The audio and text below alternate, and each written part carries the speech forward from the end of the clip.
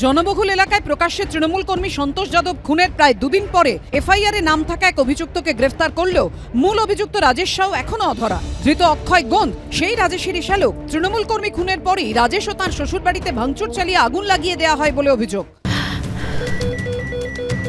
ক্যান্সারে নেই আর ভয়, NCRI হবে এর জয়। আপনাদের ভরসা নেতাজি সুভাষচন্দ্র বোস ক্যান্সার হসপিটাল। আমরা এই মুহূর্তে রয়েছি যে গ্রেপ্তার হয়েছে অক্ষয় গোন্ড তার বাড়িতে, এবং তার বাবা রয়েছেন মদন গোন্ড। গত পরশু রাতে তাদের বাড়িতে রীতিমতো লণ্ডভণ্ড করা হয়, ভাঙচুর করা হয়। ও সন্তোষের দোস্ত ওরা আসিয়ে সব ভাঙচুর করলো, 30-40 খানা ছেড়িয়া নিয়ে বাইক নিয়ে আসলো, ভাঙলো ছুটলো, আগুন লাগাইলো। 2020-তে রাজেশকে গোলি মারলো সন্তোষ।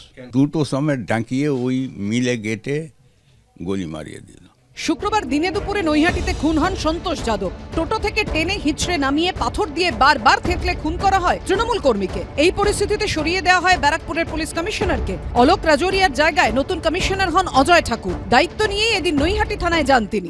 পুলিশ অফিসার আমি চেষ্টা করছি কেসটা জানতে কি হয়েছে, ঘটনাটি বলা মুশকিল। অন্যদিকে এই ঘটনার পর একাধিক বিজেপি কর্মীর বাড়িতে হামলা চলে বলে অভিযোগ। রবিবার নৈহাটিতে সেই সব বিজেপি কর্মীদের ক্ষতিগ্রস্ত বাড়ি দোকান ঘুরে দেখেন বিজেপি রাজ্য সভাপতি। আমাদের নৈহাটি মন্ডল 1-এর সাধারণ সম্পাদক মুকেশ সাউয়ের বাড়িতে কি অমানবিক অত্যাচার হয়েছে। এখানে কাও এবং গুড্ডু এই দুজন আছে গুন্ডা, তৃণমূলের পোশাক গুন্ডা। পার্থভৌমিকের 1 নম্বর সাগরেদ হচ্ছে এরা। পার্থভৌমিকের পয়সা এদের মাধ্যমে খাটে। তারা যেভাবে আমাদের মন্ডলের সাধারণ সম্পাদকের বাড়ি ভাঙচুর করেছে, তৃণমূল যদি না শুধরোয় তাহলে যেভাবে শুধরোবে সেই মন্ত্র আমাদের জানা আছে। সুকান্ত মজুমদার কিছু খুনিকে সমর্থন করার জন্য নৈহাটির মাটিতে পা দিয়েছিলেন, এবং তিনি বলেছেন বদলা হবে। বদলা উনি আমাদের নিতে বলছেন। অন্যদিকে এই খুনের ঘটনার পর ব্যারাকপুরের পুলিশ কমিশনার বদলের পর এবার গুলি চলা নিয়ে বয়ান বদল করলো তৃণমূল। প্রথমে গুলি করে থেতলে খুনের কথা বললেও এবার গুলি চালানোর তত্ত্ব থেকে সরে এলো শাসক দল। শনিবার নিহত সন্তোষকে গুলি করা হয়েছে বলে দাবি করেছিলেন নৈহাটির তৃণমূল বিধায়ক। গুলি করে মেরে দেওয়ার পর মৃত্যুটাকে নিশ্চিত করবার জন্য ইট দিয়ে থেতলানো হয়। যদিও কোনো গুলি চলেনি বলে দাবি করেন প্রাক্তন বিজেপি সাংসদ অর্জুন সিং। পুলিশ ডাকছে, এরাও থানায় যাচ্ছে, তার মধ্যেই দেখাশোনা হয়েছে।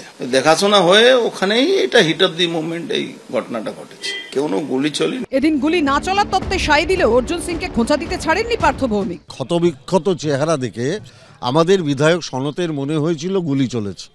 সনত তো আর গুলি চালায় না, অতএব গুলি চালালে গুলি লাগলে কিরকম হয় সে অভিজ্ঞতা সনতের নেই, যে অভিজ্ঞতা অর্জুন সিংয়ের আছে। ও জানে কোনটা গুলি চলেছে কোনটা গুলি চলেনি। আমি পার্থভৌমিকের মতন লেজে গোবর হয়ে যাব কি বলবো কি গুলি চলেছে, আর পুলিশ বলছে গুলি চলেনি, সিসিটিভি ক্যামেরাতে দেখা যাচ্ছে গুলি চলেনি। আমি আগেও বলেছি থেতলে মেরে দেওয়া হয়েছে ওকে। ইতিমধ্যে অভিযুক্ত রাজেশের বাইকের মাঝখানে বসে পালানোর এই ছবি ভাইরাল হয়েছে, কিন্তু এখনো তাকে গ্রেফতার করতে পারেনি পুলিশ। সমীরণ পালের রিপোর্ট, এবিপি আনন্দ, উত্তর 24 পরগনা।